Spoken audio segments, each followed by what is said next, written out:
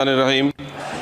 जनाब सदर, मैं आपकी तवज्जो इस तरफ चाहता हूँ आपके माध्यम से कि मैं वाहिद आदमी हूँ इस सदन में जिसमें वन मैन कमेटी आपके द्वारा बनाई गई सरकार के, और मैं उसमें पेश हुआ 123 प्रॉपर्टी में।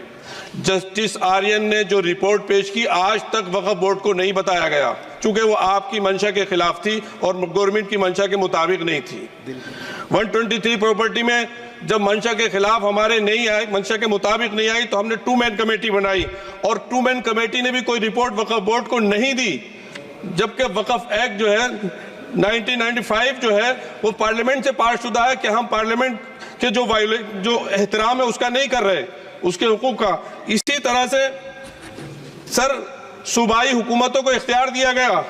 सर हिंदू एंडोमेंट में जो कर्नाटका और तमिलनाडु में है वहां कोई मुस्लिम नहीं हो सकता, और 26 में आर्टिकल 26 का वायोलेशन है। 4 धाम में ये लिखा हुआ वाज़े तौर पर कि सिर्फ हिंदू होगा। बिहार उड़ीसा में भी यही लिखा हुआ है। पंजाब हरियाणा में गुरुद्वारा प्रबंधक कमेटी में सिर्फ सिख होगा ओनली, और ये उनका अधिकार है जिसको माना गया है। लेकिन मुस्लिम के साथ में यह अन्याय क्यों है? और सुन लीजिए सर मैं आपकी तवज्जो चाहता हूं, दुनिया का सबसे पहला वक़्फ़ खाने काबा मक्के में है। क्या हम उसके ऊपर भी सवाल उठाएंगे कि वहां पर भी हमारा कोई हिंदू भाई हो?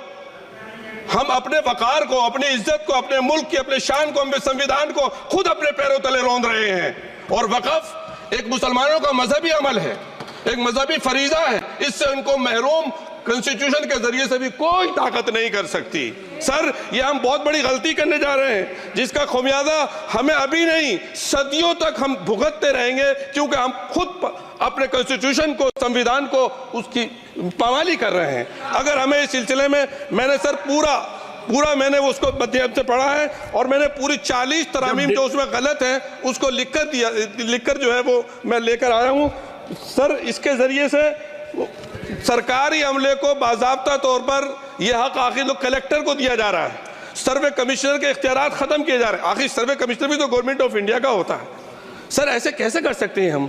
और फिर सर उसमें मेरे मजहब के मुतालिक चीजें हैं तो वो कैसे कोई दूसरा तय करेगा? क्या कुरान में क्या लिखा है, फिक़ा में क्या लिखा है, इस्लाम में क्या लिखा है, ये आप तय करेंगे या मैं तय करूंगा? सर इससे हम मजहब में दखल अंदाजी कर रहे हैं, इंटरफेरेंस ऑफ द रिलीजन कर रहे हैं। सर इस तरह के कवानीन से मुल्क की शाख को नुकसान पहुंचेगा। कॉन्स्टिट्यूशन की स्पिरिट हम खत्म कर देंगे, और अगर ये होगा तो कोई भी अकलियत, कोई भी माइनॉरिटी अपने आप को हिंदुस्तान में सेफ नहीं करेगी। पिछले दिनों सिखों के साथ भी ये हुआ, और कुछ ईसाई भाइयों के साथ भी इस तरह के वाकयात हुए हैं, जिसकी वजह से सब लोग अपने आप को असहाय महसूस कर रहे हैं। 10 साल से जो मुल्क में माइनॉरिटीज के साथ, उनके हुकूक के साथ, उनके रिलीजन फ्रीडम के साथ जो खिलवाड़ किया जा रहा है, उससे रूह कांप जाती है। और दिल ऐसा महसूस होता है कहीं ऐसा ना हो कि जनता इन हुकूक के लिए, कॉन्स्टिट्यूशन को बचाने के लिए दोबारा सड़कों पर आ जाएगी। सर